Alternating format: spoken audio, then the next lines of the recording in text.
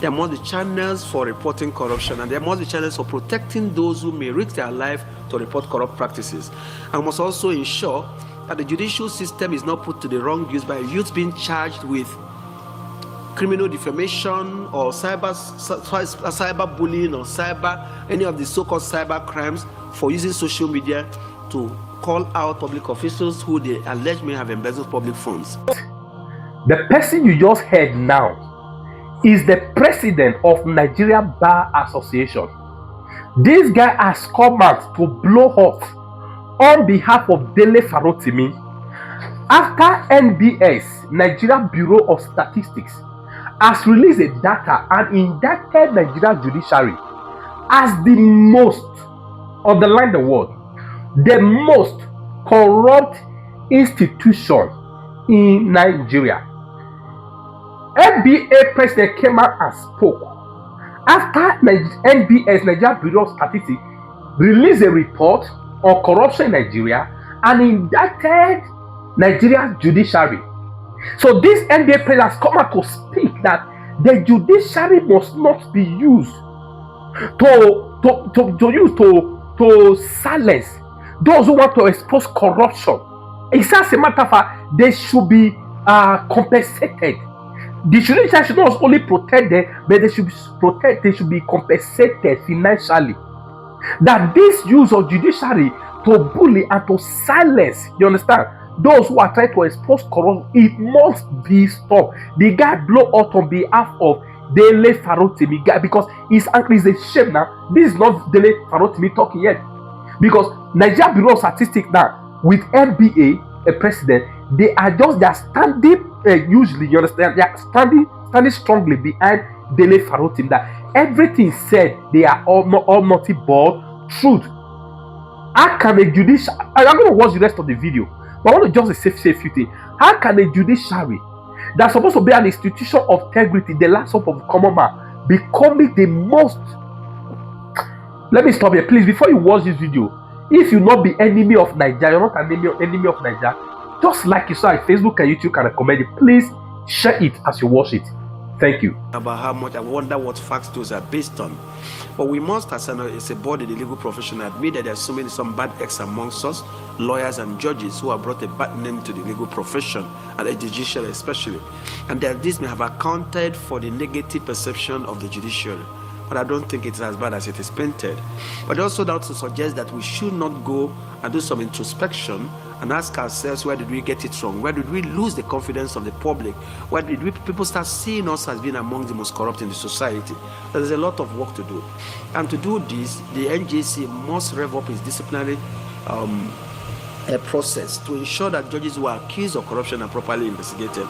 And I also say that even without investigation, the NJC and the law enforcement NJC, EFCC, and must put in place a lifestyle audit procedure that enables you to audit the lifestyle of people to know whether from their standard of living they could be said to be living within their means, or they are living in such a manner that suggests that they're making money other than from their legitimate source of livelihood. So I dare say that while not disagreeing with the facts you may have referred to, that the judiciary needs to purge itself of the bad eggs who may have compromised their positions and in some cases may have taken a bribe or be unduly influenced in rendering their decisions in certain matters. So yes, we are not insulated from society. We are not pretending to be. We're so clean, but not as bad as being painted. The youth's innate understanding of social media, data analysis, and online platforms can be leveraged on to expose corrupt practices, monitor government spending, and promote ethical leadership. Indeed, we've seen examples of this in many parts of Nigeria, in many constituencies, where many youths are able to track the budget and also hold the elected officials accountable about what are called constituency projects earmarked for their constituencies, requiring that those who represent them give adequate account of how the money meant for these constituency projects are spent. The role of youth in combating corruption, therefore, goes far beyond mere technological prowess, and their crucial assets are often overlooked. They are not usually patronized by governments in making appointments. Rather, the government sometimes believes that mere tokenism, sharing food and money to them during certain occasions or during elections is enough to keep them placated. But the youth should be engaged, they should be leveraged on to hold governments accountable and see that government works. As a body whose sole mandate is to uphold the rule of law, we must therefore join the international community to actively engage the youths in combating the ills of corruption. And this may entail the following: empowering them with the requisite knowledge by providing comprehensive education on the impact of corruption and mechanisms for reporting it. This sort of engagement must be accessible and tailored to their own understanding. The EFCC some time ago launched the whistleblower scheme. It has not worked as much as it should be.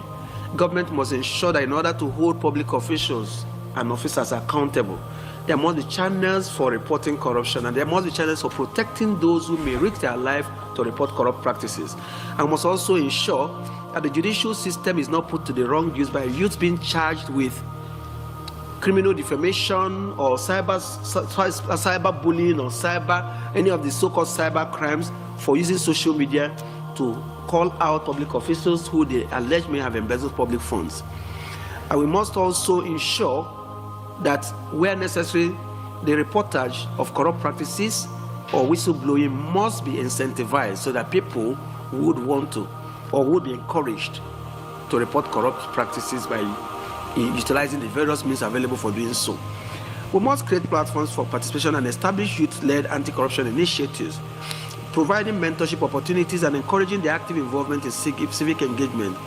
Their voices must be heard, not just listened to. They must be encouraged and they must participate. And we must not just pretend to listen to them. Actions must be taken on the things they say. We must give them a sense of belonging by letting them know that their voices count. We must foster collaboration, building bridges between the youth organizations and government agencies, civil society groups, and the private sector to create a united front against corruption. Because all of us pay the price of corruption. In the price of goods we buy today, the services we enjoy today have embedded in them the cost of corruption. It has indeed not done anybody any good. For every time you need that drug from a government hospital or from any government facility, and it's not there, even though money has been budgeted for it, for every time that you pass on that road and people die in an accident because those who should build those roads have not done so, we all pay the price for corruption, and it is a greater price for all of us to pay. Indeed, it has led to the death of so many. We must recognize and reward their contributions, demonstrating their effort, that their efforts matter and that they are making a tangible difference. The NBA therefore calls for all sectors to put hands together and move with one strong voice against corruption as we unite with the youth to equip them with the knowledge platforms and encouragement they need to become the vanguard of a new era of transparency, accountability, and ethical leadership. As lawyers and stakeholders in Nigeria, and indeed partnering with the media, we all face some corruption in our dealings, but we may have discounted the consequences of it in order to get things done. And indeed, it is common in Nigeria for people to say, just give them money and get on with your business. If you don't pay, they will delay you. This happens with law enforcement agencies. We must make a commitment that for as long as we keep condoning this, for as long as we keep succumbing to them, because we're in a hurry to get to where we're going, we're in a hurry to get things done, for so long, the corruption be seen to be accepted as part of our national life, and indeed as a way of life. And no nation grows. No nation moves from the third world to the first world by adopting that type of lifestyle or attitude to life. So even the legal profession is not free of this ill. We encounter them in our courtrooms, we encounter them in places where we do businesses. And to our shame, many of us sometimes succumb to this. And we must make a conscious effort to say to ourselves, enough is enough. We can't continue to live like this, because the price we're paying for it has not done anybody any good. We have only gone to enrich a few to the detriment of the many. Our motto is promoting the rule of law, and we are committed to the economic development of Nigeria, and we can only survive in an environment devoid of corruption. This world observance of an international event on corruption reaffirms the people from all classes and various parts of the globe that a corruption-free society is possible if we work in unison. And if we also work with those who are often neglected, meaning the youths, who are sometimes not reckoned with because they lack the economic power, but they have the strength and the numbers and the voice to make things change. It fosters the courage to speak up against corruption rather than becoming silent prey to its effects. We therefore enjoin and encourage every Nigerian and our brother stations around the world and the media and in civil society organizations to take affirmative steps to support the legal profession and unite with the youth in combating corruption.